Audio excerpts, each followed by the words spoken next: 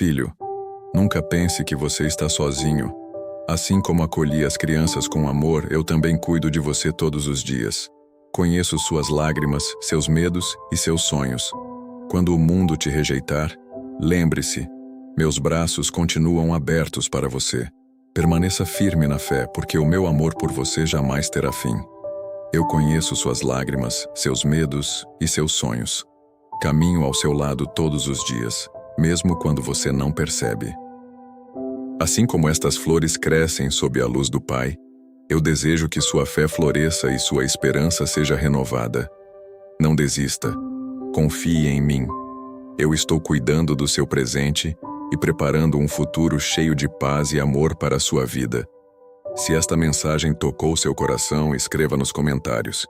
Jesus, eu confio em ti.